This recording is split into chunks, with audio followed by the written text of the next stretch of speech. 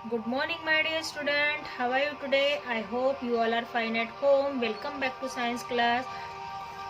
Student, कल हमने पढ़ा था कि इंटरनल एंड एक्सटर्नल ऑर्गन क्या है. इंटरनल ऑर्गन में हमने स्केलेटल सिस्टम के बारे में हमने कल पढ़ा था.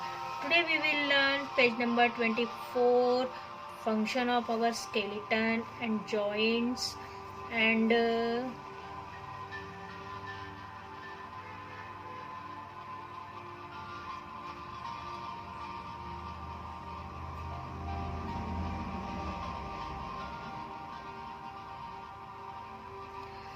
Function of our skeleton, joints and height. आज हम 3 टॉपिक पढ़ेंगे. Function of our skeleton, skeleton का फंक्शन क्या होता है, जॉइंट्स का मतलब क्या होता है और हाइट के बारे में हम आज पढ़ने वाले हैं स्टूडेंट. ओके, तो first of all you take your pencil in your hand and highlighter in your hand and I will tell you which sentence is highlighted. You highlight this sentence. Okay, shall we start?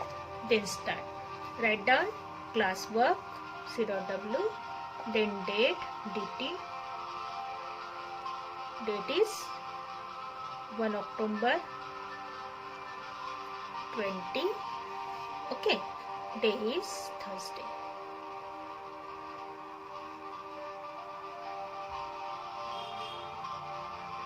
Okay, function of our skeleton. Function of our skeleton, हमारे skeleton का मतलब हमारे जो skeletal system है उसका function क्या होता है. क्या होता होगा स्केलेटल सिस्टम का फंक्शन, बताइए मुझे. स्केलेटल हमें क्या करता है, जैसे कि हमारे बॉडी का शेप दिखता है. ओके, तो स्केलेटल सिस्टम क्या करता है, हमारी बॉडी को शेप देता है. एक हो गया.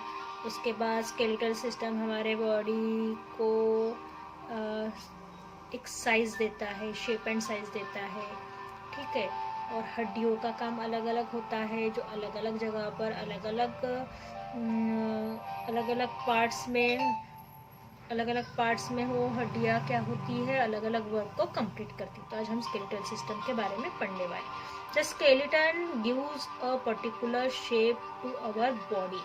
हमारे बॉडी को कौन शेप देता है, एक पर्टिकुलर आकार, जो साइज होता है हमारे बॉडी का, वो किससे आता है, हमें स्केलेटन से आता है. तो आप इस सेंटेंस को क्या कर लीजिए, सबसे पहले हाईलाइट कर लीजिए. Okay, the skeleton gives a particular shape to our body. Okay, it support our body. ये हमारे बॉडी को शेप देती है, उसके साथ साथ क्या करती है, सपोर्ट करती है. मतलब हमारे बॉडी को आधार देती है. हमारा जो शरीर खड़ा हो पाता है वो किसकी वजह से खड़ा हो पाता है, हड्डियों की वजह से खड़ा हो पाता है. It also help to protect the delicate organ in the body. ये हमारे शरीर के सबसे नाजुक अंगों को प्रोटेक्ट करने का, सुरक्षित रखने का काम भी करती है. तो आप इसे भी हाईलाइट कर लीजिए. आप एक काम कीजिए, आप पूरा सेंटेंस ही हाईलाइट कर लीजिए. It support our body, it also help to protect the delicate organ in the body. Okay. The brain is protected by the skull.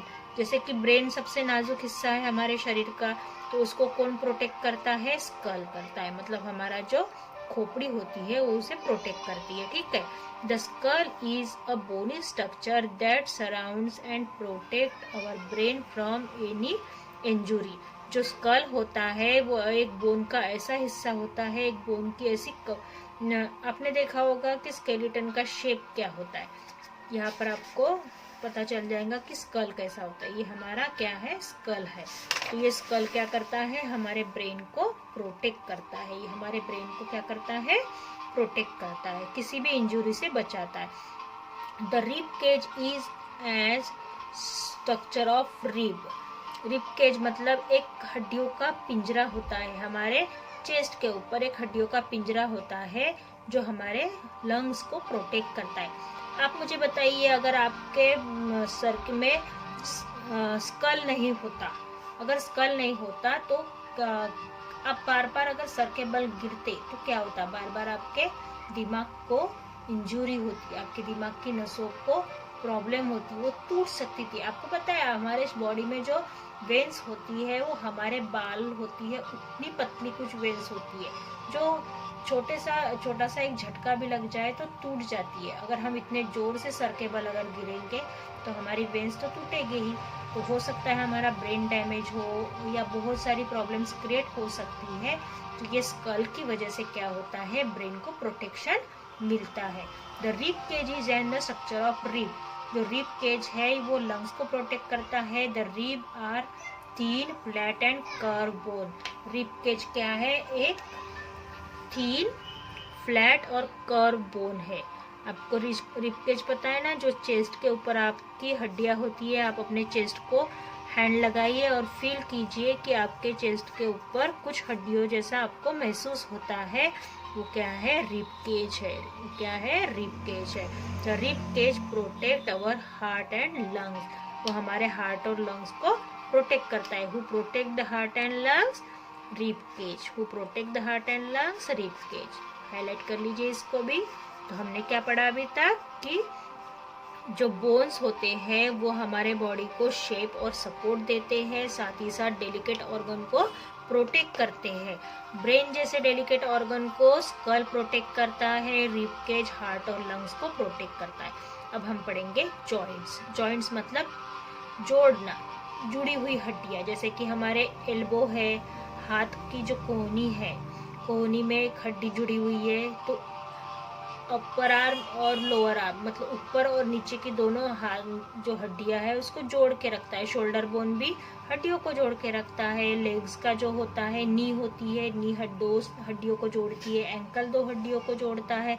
इस तरीके से हमारे बॉडी में बहुत सारी ऐसी हड्डियां हैं जिसमें जॉइंट लगे हुए, तो उसको जॉइंट्स कहा जाता है, जोड़ कहा जाता है। The point at which two separate bone meet is called a joint. ऐसे दो अलग अलग पॉइंट जो एक जगह आकर क्या होते हैं, जुड़ते हैं, उसको क्या कहा जाता है, जॉइंट कहा जाता है। ये जॉइंट की क्या है, डेफिनेशन। जॉइंट की क्या है, डेफिनेशन है।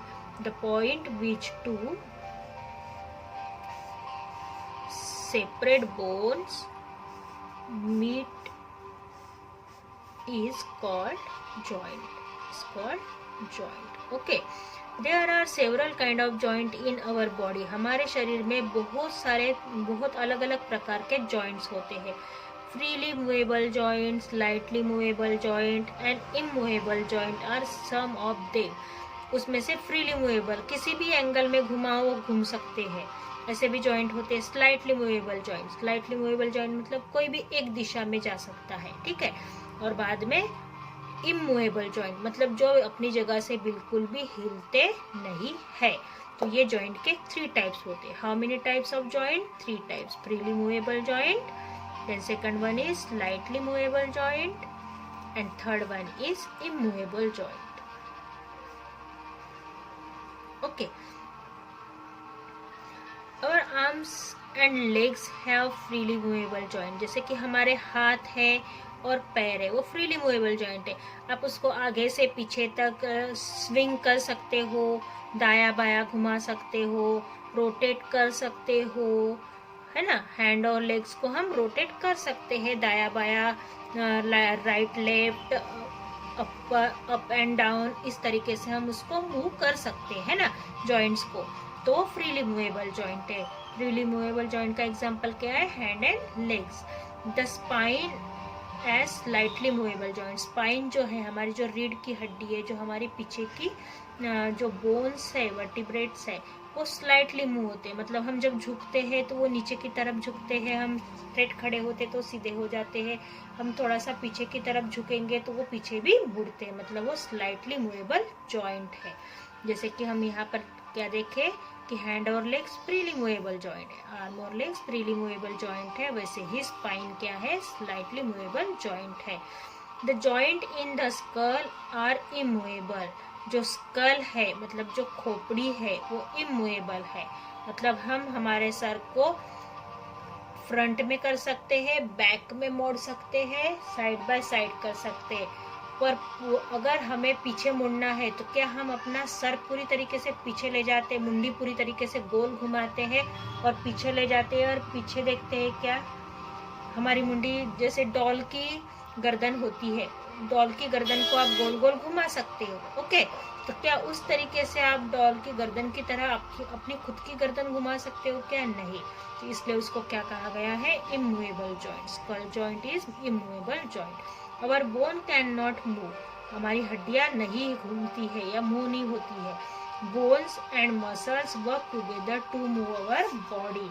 अगर हमारे बॉडी के ऊपर मसल्स नहीं होती तो हमारी बोन्स मूव नहीं होते। हमारी बॉडी पे मसल्स है इसलिए दोनों मिलकर एक साथ मूव होते हैं। अगर आप समझो लकड़ी होती है, उस लकड़ी को आप घुमाने की कोशिश करोगे, मोड़ने की कोशिश करोगे, मुड़ती है क्या? नहीं। अगर उसके ऊपर किसी चीज का जो सॉफ्ट है या फिर जो एकदम मूवेबल है उस चीज को आप लपेटते हो तो वो लकड़ी उसके साथ मूव हो सकती है, पर खुद ब खुद इधर उधर मूव नहीं हो सकती है। इसीलिए बोन्स भी वैसी ही है,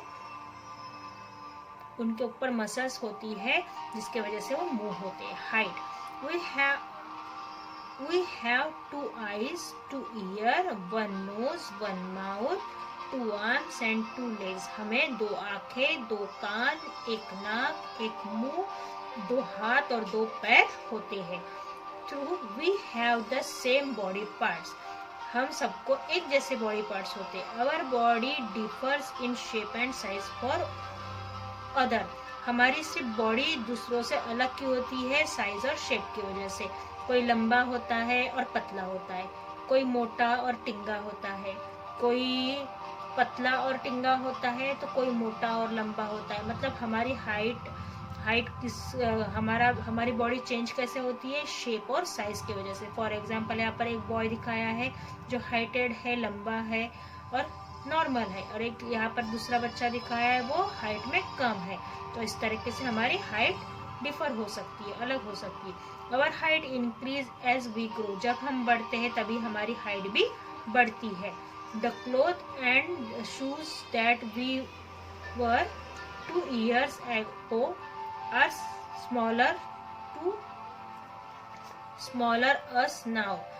अभी जो हमने 2 साल पहले शूज और कपड़े खरीदे थे वो अभी हमें छोटे हो रहे हैं। क्यों छोटे हो रहे हैं? क्योंकि हमारी हाइट बढ़ रही है। It means our height and size has increase. क्योंकि हमारी हाइट और साइज क्या हो रही है? बढ़ रही है, इसलिए हमारे कपड़े और जूते हमें क्या हो रहे हैं? छोटे हो रहे हैं। Different member in a family have a different height. परिवार के अलग अलग सदस्यों की हाइट भी क्या होती है? अलग अलग होती है। ओके स्टूडेंट, आज हमने फंक्शन ऑफ स्केलेटन, जॉइंट्स और हाइट के बारे में पढ़ा है। Okay, see you soon, bye bye.